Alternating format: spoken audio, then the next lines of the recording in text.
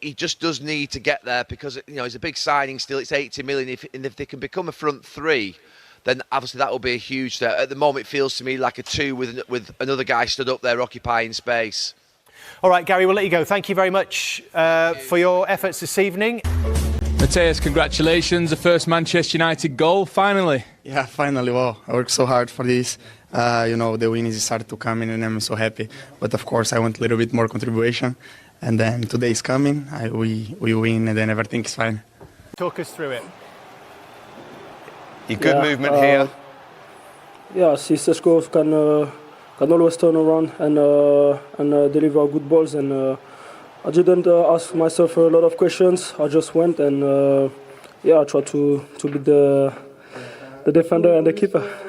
Love that smile. And then obviously the second goal. Great understanding with Bruno Fernandes this time. There's a lovely little... He leaves it for you. You take a really good touch and then smash it into the top corner. This was almost telepathic between the two of you. Yeah, I've seen a big gap. Of course, new ground that we're treading here under Ruben Amorim. Does this feel particularly significant, Gary? 3 on the bounce? I think it does. I think that it feels like his best week in the job. The week where I think that, look, you know, where he's been, and I think where we've all been with it, I wouldn't have been surprised. We were talking about him losing his job, and I was thinking he was under massive pressure after going into the international break in October. I felt as though that change could be imminent, but the victory at Anfield, and it shows you how things can turn around. And then obviously this was so important today. I think that's the big job over the next couple of weeks. Is that just a question of goals with him, with Česko, Gary, do you think? Is that all he needs, or is it more the build-up play, the way he sort of he plays with those other two? No, it's more than the goals. It's the inclusion within the actual combinations that you see from the others. I mean, you see Bruno Fernandes and Mount, who wasn't playing today, but you see those two linking very successfully with Mbeumo and Cunha. You don't quite see Česko being part of that mix yet. He's not sort of got up to speed and the pace of it, of how quickly they're playing with each other. So he needs to get his game up to speed. That'll only come through time, and obviously he's still quite young. I mean, it was a dubious, was it a free kick or not? But when we see Mbeumo just took this in 3-0, you feel like it's game over. But they showed a little bit of character, Brighton. And that summed them up then, didn't it? Yeah, they're trying to play for the nutmegs, turnover in possession. Great finish from Mbeumo. But I just thought Brighton, up to the 3-0, they were played naive. Do you know what I mean? They were trying to play in areas where it wasn't on, Glenn. Yeah, like I say, I think 3 of the Manchester United's 4 goals came from good possession of Brighton with no pressure on them.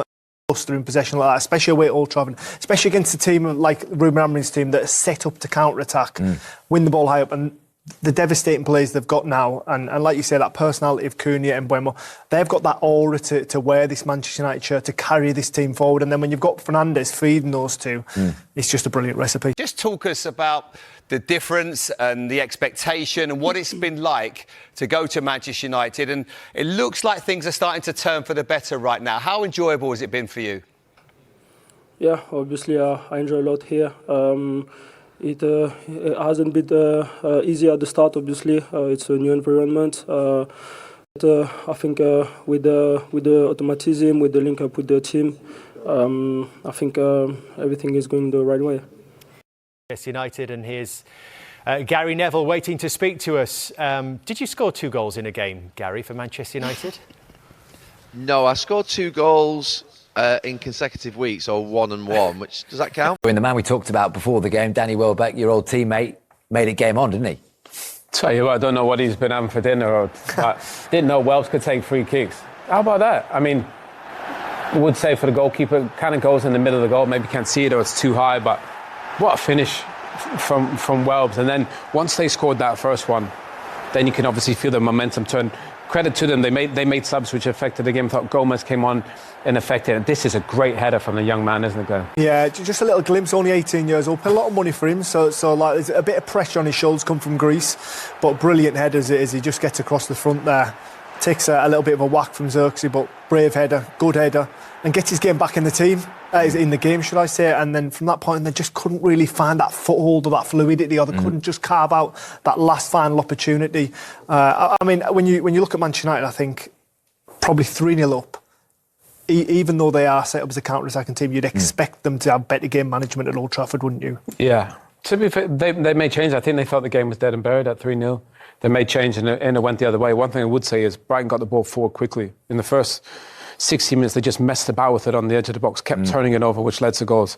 At the end of the game, they're just getting the ball in the box, putting Man United under pressure, and that's where the goals came from. Well, that Charalampos-Kostoulos header had you out of your seat in the green room, Glenn. We were thinking the comeback could well and truly be on, but less than 4 minutes later, Owen, Brian and Mbeumo again. Watch this dummy from Bruno Fernandes, by the way. What's the ball from heaven? Watch the dummy from Bruno. Oh, my word. He's so clever.